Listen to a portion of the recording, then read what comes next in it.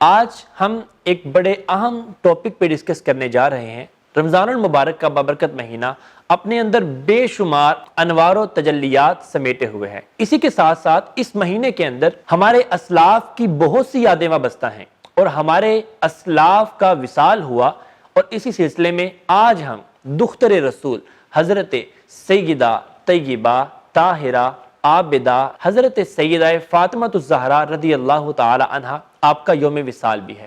تو اب ہم اپنے گیسٹ پروفیسر تیمور احمد فاروقی صاحب سے ڈسکس کریں گے، پوچھیں گے کہ آپ ہماری خواتین کو بتائیں کہ حضرت سیدہ پاک کی زندگی ان کے لیے کیسے مشعل راہ بن سکتی ہے۔ جی پروفیسر صاحب۔ بسم اللہ الرحمن الرحیم، اللہم صلی علی محمد وعلی آلہ واصحابہ وبارک وسلم وصلی علیہ۔ یقیناً ایسا ہی ہے کہ رمضان المبارک کا مہینہ جہاں پر ہمیں عبادت اور ریاضت کا شوق عطا کرتا ہے اور ایک سکون عطا کرتا ہے، وہیں پر یہ مہینہ ہمارے اسلاف کی یادوں سے بھی وابستہ ہے۔ اگر ہم بات کریں اس مبارک مہینے میں، تو آپ نے جس عظیم ہستی، جس عظیم ذات کا ذکر کیا، سیدہ فاطمہ الزہرا سلام اللہ علیہا، یقیناً آپ کی ذات کا احاطہ کرنا کسی انسان کے بس کا کام نہیں ہے۔ میں یہ کہہ سکتا ہوں کہ عظمت سیدہ فاطمہ الزہرا سلام اللہ علیہا بیان کرنے کے لیے رب کا قرآن چاہیے اور مصطفیٰ کا فرمان چاہیے۔ اس پر میں عرض کروں، قرآن مجید کی آیت مقدسہ سورہ الکوثر 30ویں پارے میں اللہ رب العزت نے عظمت زہرا بیان کرتے ہوئے اور آل رسول بیان کرتے ہوئے ارشاد فرمایا، انا اعطیناک الکوثر، کہ اے محبوب ہم نے آپ کو کوثر عطا کر دیا ہے۔ امام فخر الدین رازی رحمۃ اللہ تعالیٰ کے ایک قول کے مطابق یہاں پر کوثر سے مراد آل رسول ہے، اولاد رسول ہے۔ دراصل ایک ہسٹوریکل پرسپیکٹو میں اگر ہم دیکھیں تو رسالت مآب صلی اللہ علیہ وسلم کے 2 صاحبزادگان جب دنیا سے رخصت ہوئے تو منافقین اور مخالفین نے ایک پروپوگیٹ کیا، اور انہوں نے وہاں پر کہا کہ نعوذ باللہ من ذالک محمد ابتر ہو گئے ہیں۔ تو رسول معظم صلی اللہ علیہ وسلم کے دل ناز پر ایک وزن سا ثقل محسوس ہوا، تو آپ صلی اللہ علیہ وسلم کی آنکھوں سے آنسو جاری ہوئے۔ تو رب تعالیٰ نے اس وقت اس سورہ مقدسہ کا نزول فرمایا اور کہا کہ اے رسول ہم نے آپ کو کوثر عطا کر دیا ہے۔ اب اس حوالے سے اگر ہم دیکھیں تو بی بی سیدہ فاطمہ الزہرا کی جو ایک نسل آپ سے چلی رسول اللہ صلی اللہ علیہ وسلم کی، وہ آج تک موجود ہے، جن کو ہم سادات کرام کے نام سے جانتے ہیں۔ سیدہ فاطمہ الزہرا کی اگر آپ نے بات کی تو اس پر میں اقبال کا ایک شعر آپ کی سماعتوں کی اور ناظرین کی سماعتوں کی نظر کرنا چاہوں گا۔ اقبال نے کہا تھا کہ مریم از یک نسبت عیسیٰ عزیز، سے نسبت حضرت زہرا عزیز، نور چشم رحمت للعالمین، آ امام اولین و آخرین۔ کہ حضرت مریم علیہ السلام کو تو عیسیٰ علیہ السلام سے یک نسبت حاصل تھی، ایک نسبت سے کہ وہ آپ کی والدہ ماجدہ تھی، لیکن سیدہ فاطمہ الزہرا کو یہ مقام حاصل ہے کہ ان کو 3 نسبتیں حاصل ہیں۔ سبحان اللہ۔ پہلی نسبت کیا کہ وہ نور چشم رحمت للعالمین ہے، دوسری نسبت کیا عام امام اولین و آخرین، کہ جتنے بھی اولین و آخرین امام ہیں ان کی وہ والدہ ماجدہ ہیں۔ دراصل 3 رمضان المبارک سیدہ فاطمہ الزہرا کے وصال کا یوم ہے۔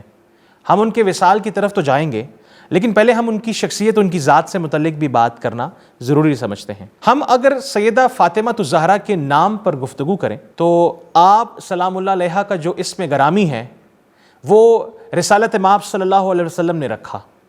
آپ کا نام فاطمہ الزہرا ہے۔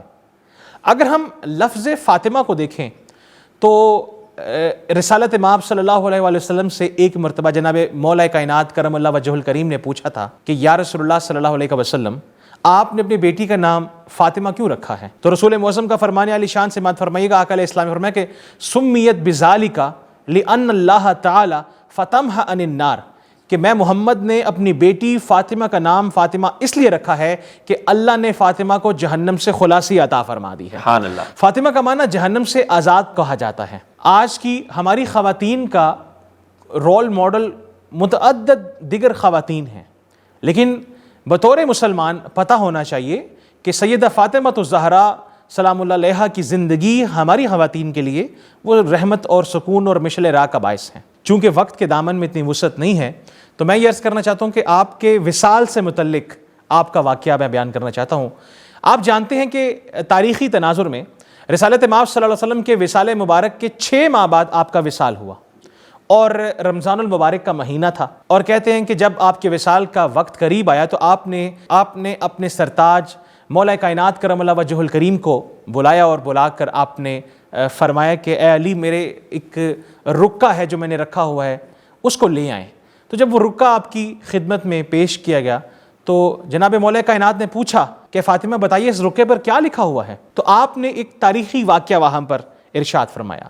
آپ نے کہا کہ جب میرے بابا کا وقت وصال قریب آیا تو بابا نے مجھے پاس بلایا اور بلا کر کان میں میری ایک بات کہی۔ پہلی بات پر میں افسردہ ہو گئی، اور وہ بات یہ تھی کہ آپ نے فرمایا تھا کہ میرا وقت قریب ہے، میں اللہ کی بارگاہ میں حاضر ہونے لگا ہوں۔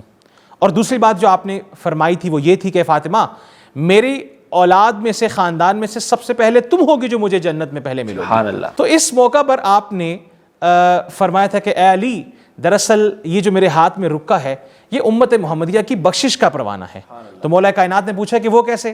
تو آپ نے فرمایا کہ جب آپ کے ساتھ میرا نکاح عقد منعقد کیا گیا تھا تو رسالت مآب صلی اللہ علیہ وسلم نے پوچھا تھا کہ بیٹی میں 400 مسکال کے عوض علی کے عقد میں تجھے دیتا ہوں، کیا تجھے قبول ہے؟ تو کہتی ہیں کہ میں نے خاموشی اختیار کی، حتیٰ کہ جبرائیل امین آئے اور آ کے رسول اللہ صلی اللہ علیہ وسلم سے عرض کی، یا رسول اللہ، فاطمہ سے پوچھی کہ اس کو کیا چاہیے، کیا دونوں جہاں کی نعمتیں، ہیرے جواہرات ان کو چاہیے؟ سیدہ فاطمہ الزہرا نے وہاں پر بھی خاموشی اختیار کی۔ تو سیدہ فاطمہ الزہرا سلام اللہ علیہا نے بابا جان کی خدمت میں عرض کی کہ بابا، مجھے ہیرے جواہرات نہیں چاہیے، مجھے مال و زر نہیں چاہیے، میں نے آپ کے شب و روز دیکھے ہیں کہ آپ کو امت کا درد ستاتا ہے، اے بابا میں یہ چاہتا ہوں کہ میرے حق مہر میں امت محمدیہ کی بخشش کا پروانہ عطا کر دیا جائے۔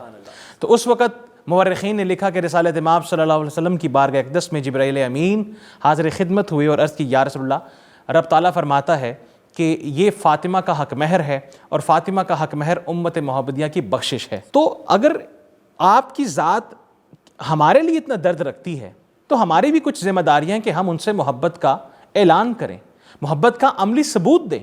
بالخصوص آل رسول کے ساتھ محبت جو ہے وہ ہمارا ایمان کا حصہ ہے، اور یقیناً رسالت مآب صلی اللہ علیہ وسلم نے اپنی اولاد کو جوڑا قرآن کے ساتھ، اور آپ نے ایک موقع پر ارشاد فرمایا تھا کہ میں تمہارے درمیان 2 بھاری چیزیں چھوڑ کر جا رہا ہوں، اولہما، ان میں سے جو پہلی چیز ہے وہ قرآن ہے، اور ایک روایت کے مطابق وہ سنت ہے، اور جو دوسری چیز آپ صلی اللہ علیہ وسلم نے فرمائی وہ ذریت رسول صلی اللہ علیہ وسلم ہے۔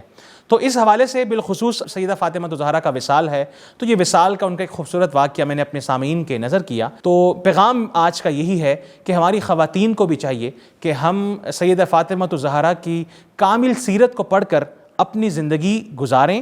یقیناً اگر آج ہم ان کی سیرت پر عمل کرتے ہوئے ہماری خواتین اگر زندگیاں گزاریں گی تو روز قیامت رب تعالیٰ ان کو سیدہ فاطمہ کا عکس عطا فرمائے گا۔